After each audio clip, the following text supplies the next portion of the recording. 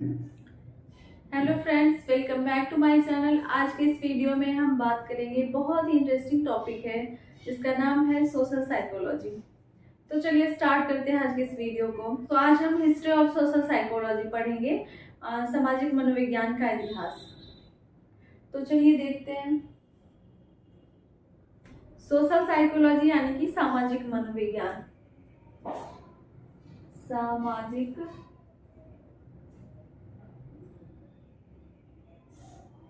मनोविज्ञान। सामाजिक मनोविज्ञान का आविर्भाव 20वीं सदी में हुआ। पहले ये एक स्वतंत्र विषय नहीं था। सामाजिक विज्ञान का जब आविर्भाव हुआ, उद्भव हुआ, तो ये 20वीं सदी में हुआ। सामाजिक मनोविज्ञान का आविर्भाव कब हुआ? 20वीं सदी में, 20वीं शताब्दी में।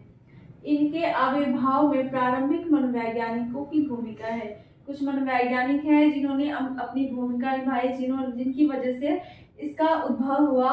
जो कौन कौन है? ग्रेबाइल, टार्डे, लेब्रो, एडवर्ड रॉस तथा विलियम मैकडूगल। इन्होंने सामाजिक मनोविज्ञान को उजागर करने में अपनी भूमिका निभाई। स्वतंत्र विषय के रूप में 1908 में हुआ। सोशल साइकोलॉजी जो है एक स्वतंत्र विषय के रूप में 1908 में आया, जिसको उजागर करने में किनका योगदान था? ग्रेबाइल, टार्डे, लेब्रो, एडवर्ड रॉस तथा विलियम मैकडूगल। 1908 में एडवर्ड रॉस ने एक पुस्तक लिखी। एडवर्ड रॉस ने 1908 में एक पुस्तक लिखी, एक बुक लिखा इन्होंने, जिसमें क्या लिखा? उस बुक का नाम क्या था? Social psychology. इन्होंने इसमें क्या लिखा, क्या बताया? इस बुक में इन्होंने थ्योरी दी कि मनोविज्ञान को ज्ञान की वह शाखा कहते हैं जो व्यक्ति और उनके चारों ओर के परिवेश, किसके बीच? जो व्यक्ति के और उनके चारों ओर के परिवेश के साथ अंतर क्रिया करता है, का अध्ययन कराता है। 1908 में इन्होंने एक बुक लिखी जिसमें इन्होंने बताया, इसमें इन्होंने एक थ्योरी दिया जिसमें इन्होंने बताया कि व्यक्ति और उनके चारों ओर के जो परिवेश है, उनके साथ जो भी अंतर क्रिया होती है उसका क्या कराता है? अध्ययन कराता है। कौन? Social psychology. ये किसने बताया? ये बताया एडवर्ड रॉस ने। ओके। किसी भी व्यक्ति और उनके परिवेश के बीच जो अंतर क्रिया होती है, जो कोई पर्सन और वो जिस समाज में रहता है, उनके चारों ओर जो भी वातावरण होता है, उनके साथ वो किस तरह से क्रिया करते हैं, इस तरह से वो परिवेश उनके ऊपर प्रभाव डालता है या अपने परिवेश पे वो प्रभाव डालते हैं, यही क्या करता है? अध्ययन कराता है। विलियम मैकडूगल ने 1908 में एक पुस्तक लिखी, an introduction to social psychology. उसके बाद विलियम मैकडूगल ने भी 1908 में एक पुस्तक लिखा जिसमें उन्होंने बताया, उस बुक का नाम क्या था? An introduction to social psychology. इसमें इन्होंने एक थ्योरी दी। इन्होंने किसने? विलियम मैकडूगल ने। 1908 में एडवर्ड रॉस ने एक बुक लिखा जिसका नाम था सोशल साइकोलॉजी। 1908 में विलियम मैकडूगल ने भी एक बुक लिखा जिसमें लिखा इन्होंने कि इसमें उन्होंने जन्मजात मूल प्रवृत्तियों, सामाजिक व्यवहार का कारण माना। हम अपने समाज में जिस तरह का व्यवहार करते हैं उसका कारण हमारी मूल प्रवृत्तियां होती है।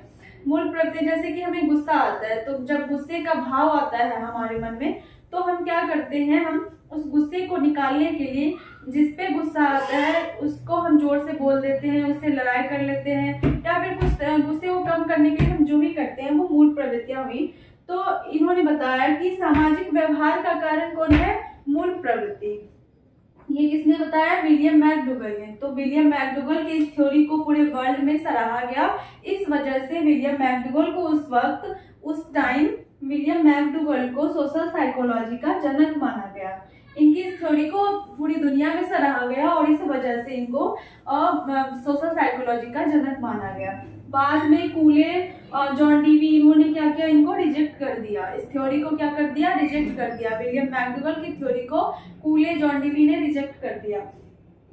अब है सामाजिक मनोविज्ञान के विकास में फ्लॉयड एच आलपोर्ट ने भी अपना योगदान दिया। सामाजिक मनोविज्ञान के विकास में फ्लॉयड एच आलपोर्ट का भी योगदान है। इन्होंने मैकडूगल की थ्योरी से हटकर, मैकडूगल ने जो थ्योरी दी उससे हटकर इन्होंने थ्योरी दिया और इन्होंने बताया कि इन्होंने सोशल साइकोलॉजी जो बुक लिखा उसमें लिखा की सामाजिक अनुरूपता, दूसरों की संवेग की पहचान, दूसरों की उपस्थिति तथा उनके व्यवहार के रूप में। इन्होंने सोशल साइकोलॉजी को क्या कहा कि सामाजिक अनुरूपता, समाज के साथ हम समाज के किसी व्यवहार को हम उसी रूप में हम भी उसको कॉपी करते हैं, उस व्यवहार से हम कुछ सीखते हैं। दूसरों की संवेग की पहचान, दूसरों की इमोशन को पहचानना, हमारे आस पड़ोस जो भी हैं उनके अंदर भी कौन सा इमोशन है उसको पहचानना। दूसरों की उपस्थिति, कोई हमारे साथ है तो उसका हम पर क्या प्रभाव पड़ता है, या हम किसी के साथ हैं तो हम उनके ऊपर हमारा क्या प्रभाव पड़ता है व्यक्ति के व्यवहार के रूप में। इन सभी व्यवहारों का जो है हमारे समाज पे क्या असर पड़ता है, इसी को इन्होंने बताया। धीरे धीरे सामाजिक मनोविज्ञान का विकास हुआ और उसके बाद जो परिभाषा आई वो ये है कि सामाजिक मनोविज्ञान के विकास क्रम में सामाजिक मनोविज्ञान को सामाजिक या सामूहिक परिस्थितियों में व्यक्ति के व्यवहारों का अध्ययन के रूप में परिभाषित किया गया।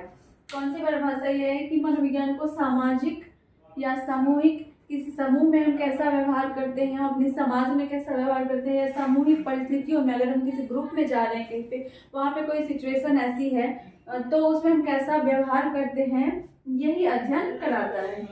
नॉर्मन ट्रिपलेट ने प्रयोग एवं परीक्षण के माध्यम से मानव व्यवहारों का अध्ययन करने की विधि का आविष्कार किया। मानव व्यवहार को किस तरह से हम अध्ययन करेंगे, किस तरह से उसको हम पढ़ेंगे, उसका अध्ययन किस तरह से करना है, इसकी विधि का उन्होंने प्रयोग किया। जैसे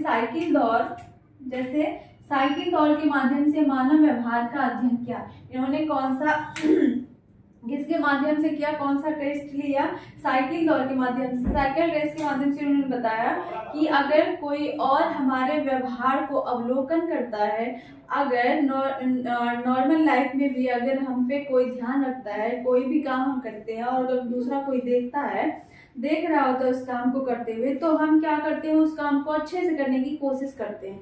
तो उन्होंने ये बताने की कोशिश की कि अगर कोई दूसरा हमारे काम को अवलोकन करता है, जैसे कि साइकिल रेस में बहुत सारे लोग होंगे जो देख रहे होंगे उस रेस को, तो साइकिल की जो गति होगी उसमें 20% की वृद्धि होगी, उसमें 20% की क्या होगी, वृद्धि होगी।